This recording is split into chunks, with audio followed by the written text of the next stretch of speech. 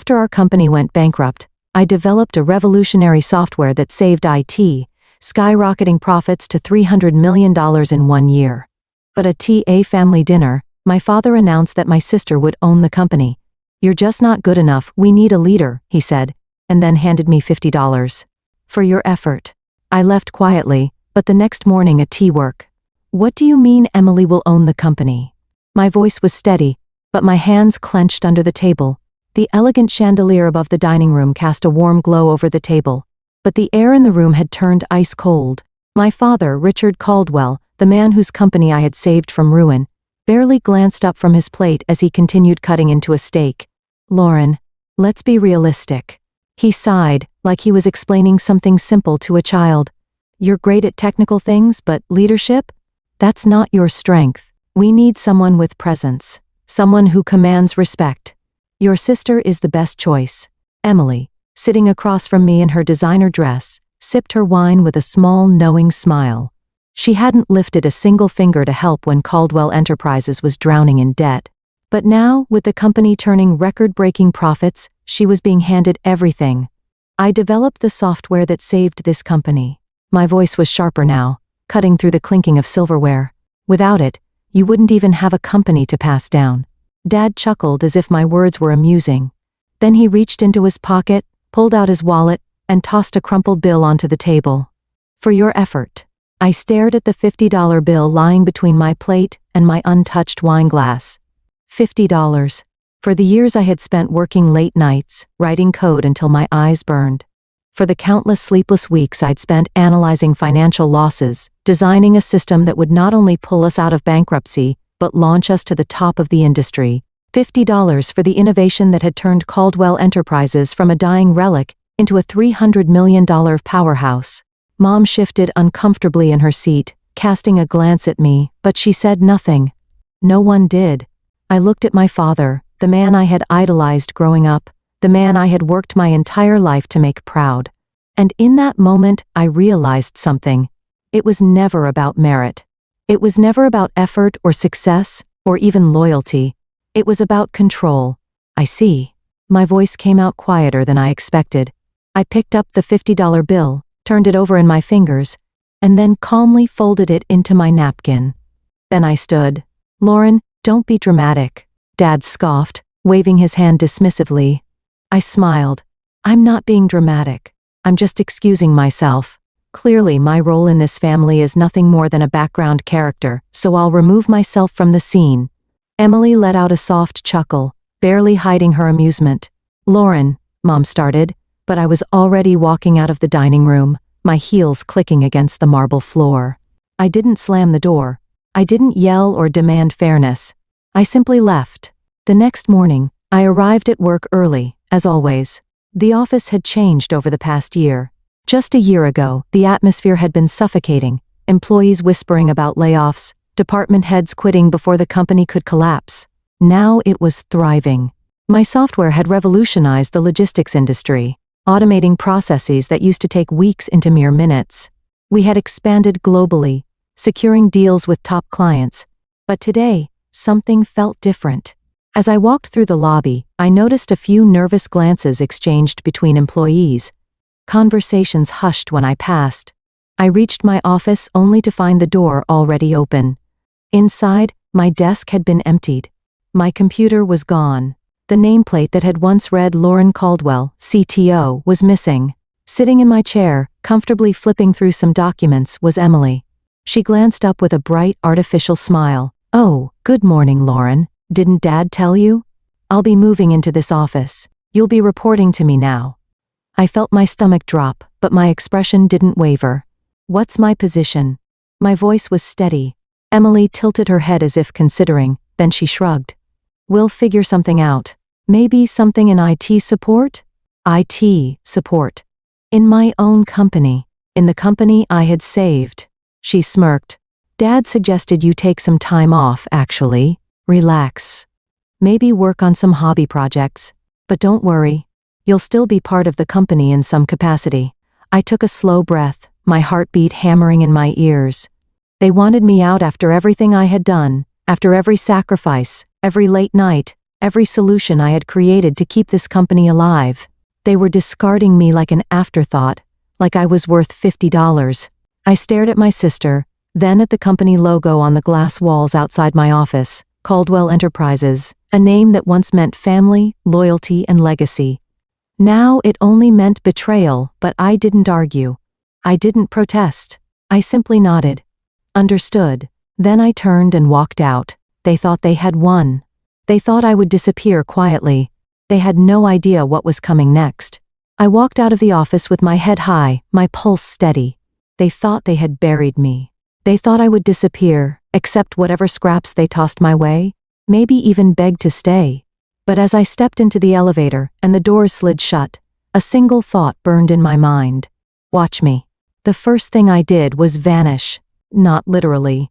I still showed up to work the next morning, still sat at the tiny desk they had assigned me in the farthest corner of the building, surrounded by interns who didn't yet realize who I was. But I didn't fight back.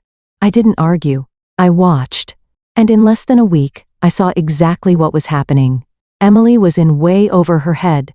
She had no idea how to run a company, let alone one that had just scaled into a multi-million-dollar empire. She spent her days in endless meetings, making decisions based on instinct instead of actual data. She dismissed department heads who tried to advise her, replacing them with her friends, people whose only qualification was knowing which wine paired best with which cheese. The company wasn't just vulnerable. It was on the brink of collapse again, and I had built everything they were now destroying. That's when I made my decision. If they didn't want me at Caldwell Enterprises, I would build something bigger. Late one evening, long after most employees had gone home, I sat in a coffee shop across from three of the smartest, most capable people I had ever worked with. Jake, our former CFO, the man who had balanced the books when the company was drowning in red, who knew every financial loophole like the back of his hand. Maya, the best data analyst in the business. She had practically built our customer profiling system from scratch. David, our lead engineer, the only person who knew my software as well as I did because we had coded most of it together at 3 a.m., running on caffeine and pure desperation. All three had quietly resigned within the past month. They weren't idiots. They had seen the writing on the wall. Lauren. Jake leaned forward, his expression serious. What's the play here? I looked at them, then pulled out a folder. Inside was everything I had been working on in secret. We're building something new, I said simply. I didn't need to convince them. They were in. There was one thing Emily and my father had overlooked, the software. Yes, it was under Caldwell Enterprises' name. Yes, they technically owned the rights to it, but I had written the original code long before I ever implemented it into the company. And the newest version, the one with the most advanced features, I had never uploaded it to their servers. It was still mine. I spent the next month working in silence, refining it, improving it, making it stronger, faster. Then I pitched it, not to Caldwell Enterprises, to their competitors. Within 3 weeks, I had 3 offers. By the end of the month, I had a deal, a $50 million contract. And just like that, I wasn't just competing with Caldwell Enterprises. I was about to destroy them. The first sign of trouble for my father's company came quietly. A client that had been loyal to Caldwell Enterprises for over a decade suddenly pulled their contract, then another, and another. Emily panicked. She started demanding answers, firing people at random, blaming everyone but herself. But the truth was simple. The industry had moved on. The next generation of software, the one I had perfected, was now running their competitors' systems. Caldwell Enterprises was suddenly outdated, and I was just getting started. The moment came 6 months later. I sat at a luxury hotel ballroom sipping champagne as the keynote speaker wrapped up their presentation. This was the Tech Innovators Gala, one of the biggest industry events of the year. Every major CEO, investor, and executive was here. And this year, I was the guest of honor. As my name was announced, I stood and walked onto the stage, my heels clicking against the polished floor. Tonight, we recognize the visionaries pushing the industry forward, the host said.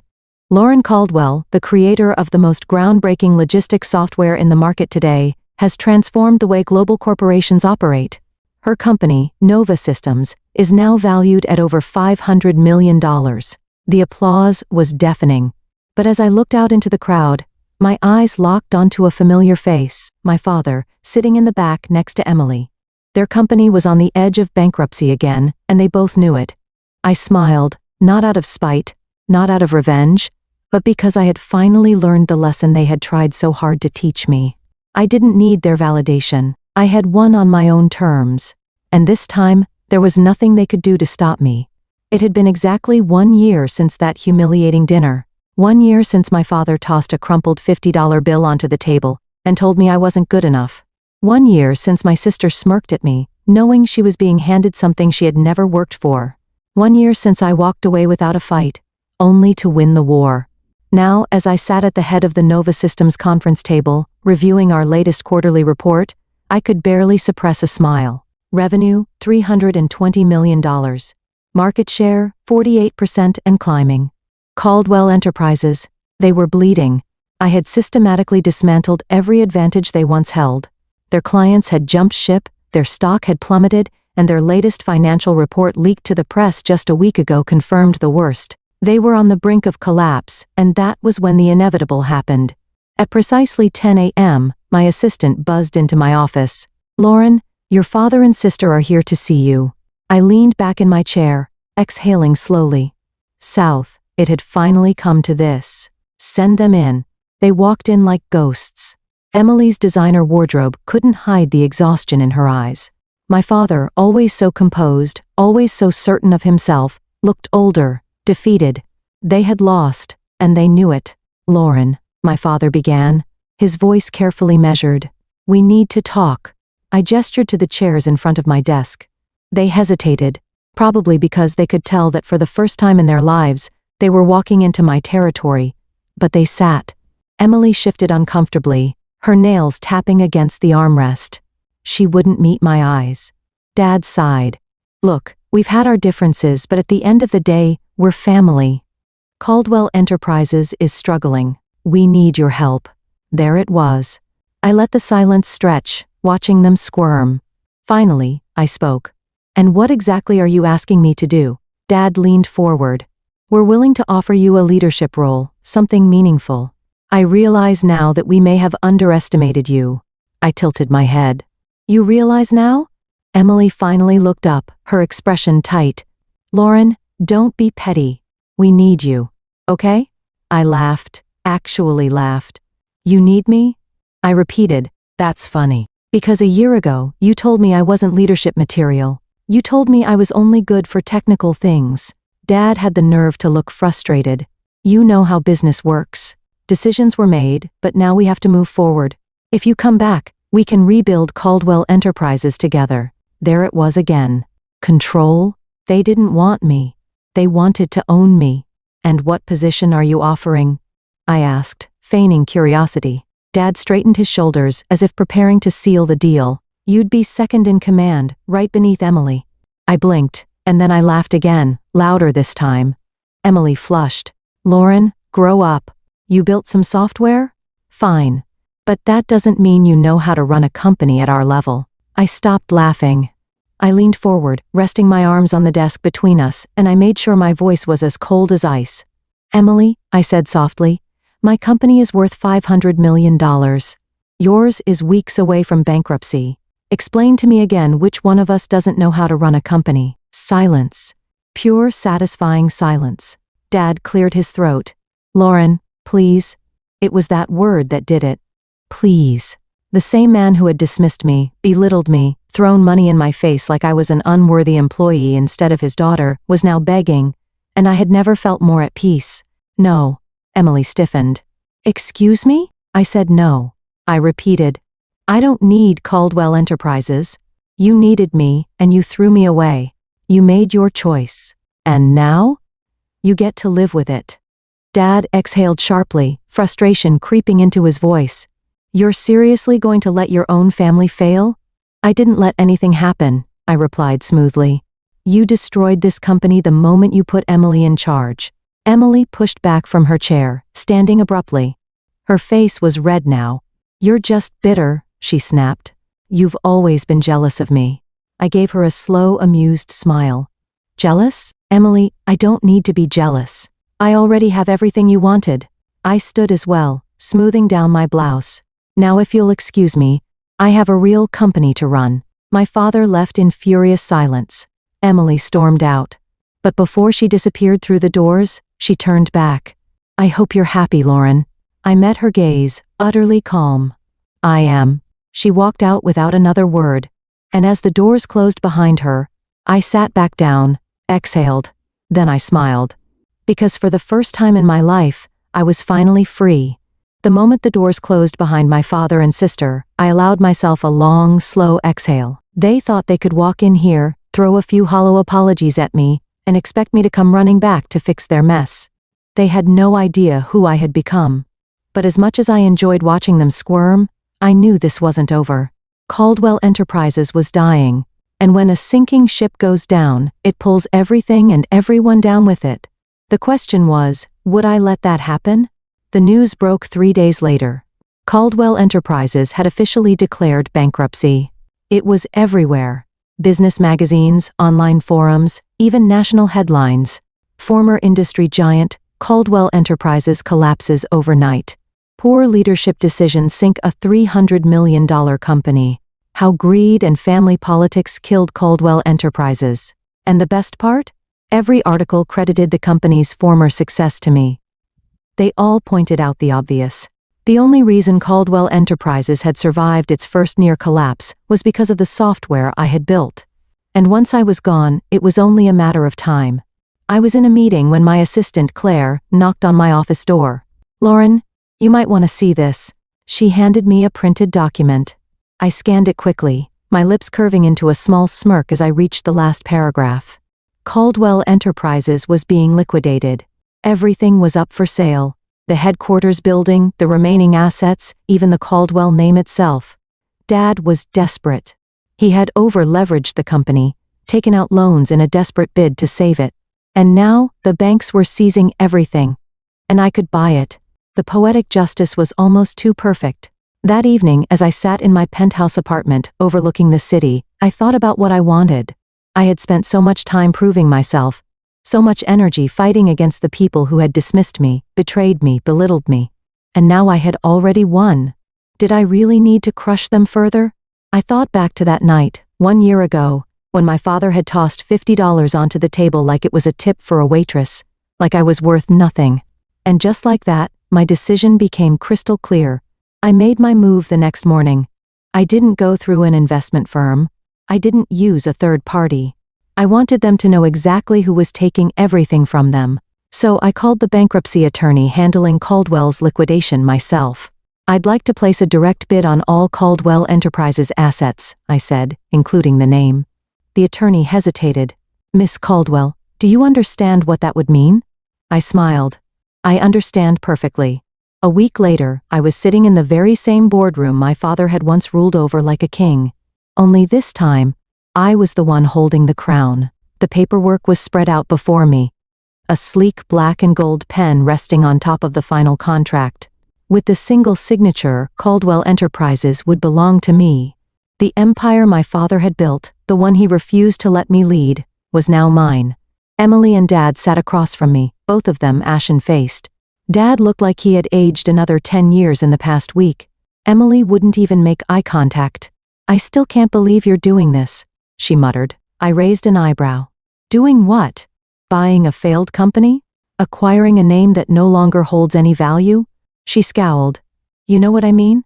I leaned back in my chair, tapping my fingers against the polished wood of the table. Funny, I mused. A year ago, you didn't think I was capable of running a company, but now you're acting like I have too much power. Dad exhaled sharply. Lauren, just sign the damn papers. I picked up the pen, paused, and then I slid the documents back across the table. Dad blinked. Emily frowned.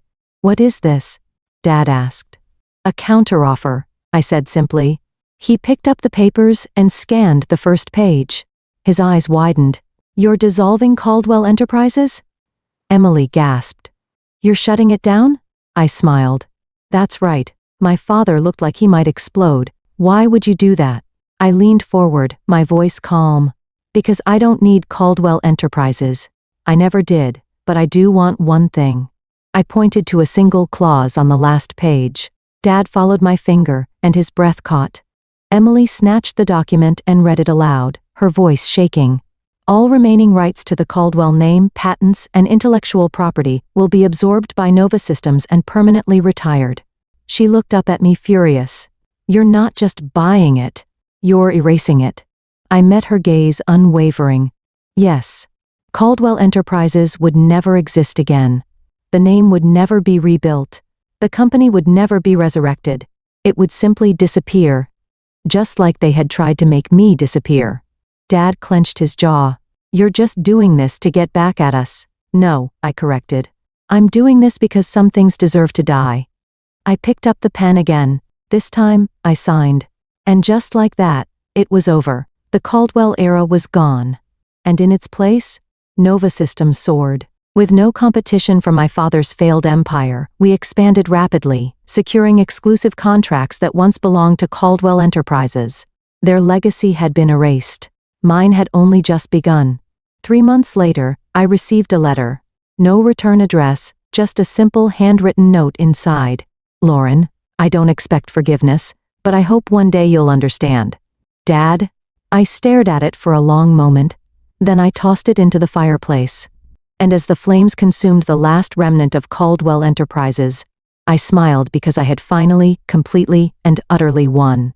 3 months had passed since I erased Caldwell Enterprises from existence. 3 months since I signed that final document, ensuring the name would never rise again. 3 months since my father and sister walked out of that boardroom with nothing. And yet, for the first time since this all began, I felt peace. Nova Systems was thriving. With no competition from Caldwell Enterprises, we had expanded aggressively, securing every major client that had once been my father's pride. Revenue? $500 million. Market dominance? 62. Status? Undisputed leader in the industry. But numbers weren't what satisfied me the most. What satisfied me was walking through my office every morning and seeing a company built on merit, seeing employees who were here because of skill, not nepotism. Seeing a company that I had built without needing my family's approval. But as much as I wanted to move forward, the past had a funny way of lingering, especially when I got the invitation. It arrived in an unmarked envelope, a simple cream-colored card with elegant gold lettering, the Caldwell Family Annual Gala. I had forgotten all about it. Every year, for as long as I could remember, my parents hosted the most exclusive event in the industry, back when they still had power. This year, my father wasn't hosting it. Someone else had taken over, someone who bought their mansion at auction after the bankruptcy. The invitation was nothing more than a formality. No doubt, whoever was running it now had no idea about the history between me and the Caldwells. It was an accident that I even received one, but instead of throwing it away, I made a decision. I was going, not to prove anything, not for revenge, but to end this story once and for all. The night of the gala, I arrived in a sleek, custom-tailored black gown, stepping out of my car with the quiet confidence of a woman who had nothing left to prove. The event was as extravagant as I remembered. Glittering chandeliers, elegant music, and a sea of wealthy elites sipping champagne like they still controlled the world. Except this time, I was the most powerful person in the room, and they all knew it. Whispers followed me as I made my way inside. Is that Lauren Caldwell? No. She runs Nova Systems now. Didn't she destroy her father's company? I ignored them. I wasn't here for them. I was here for one thing. And then I saw them, my father and sister. They weren't the center of attention anymore. They weren't surrounded by powerful executives discussing million-dollar deals. Instead, they were off to the side, a shadow of what they used to be. My father looked smaller than I remembered. His once commanding presence had faded, replaced by something I had never seen in him before. Regret. Emily, on the other hand, she still held herself high, but I could see the cracks in her mask, the way her fingers clenched around the stem of her champagne glass, the way her eyes darted toward me then away. For the first time in our lives, I was the one with power, and they both knew it. I walked toward them, my heels clicking against the polished floor. Emily stiffened. My father turned, and for a split second, I saw something flicker in his eyes. Not anger, not resentment, just defeat. Lauren, he said, his voice quieter than I'd ever heard it. I tilted my head slightly. Dad. A long silence stretched between us. Then he sighed. I suppose this is the part where you gloat. I smiled slightly. No, Dad. This is the part where I say goodbye. Emily blinked. What? I didn't come here to throw this in your faces, I continued. I didn't come to remind you of everything you lost because frankly, that's not my concern anymore. I set my drink down on a passing tray and met my father's eyes one last time. For years I spent my life trying to earn your approval, trying to prove I was good enough. I exhaled slowly, but I don't need that anymore. I turned to Emily. And I don't hate you. I never did. I just pity you. Her face tightened. Because unlike you, I didn't need to steal power, I said. I built my own. Her lips parted slightly, but no words came out. For the first time, she had nothing to say. I gave them both one last look, then I walked away. Not out of anger, not out of revenge, but because for the first time in my life, I was free. I left the gala without looking back, without the need to prove anything because this was never about revenge. This was about becoming who I was meant to be. And as I stepped into my car, heading back to a company, a legacy, a future that was completely my own, I smiled because this wasn't the end of my story. It was just the beginning.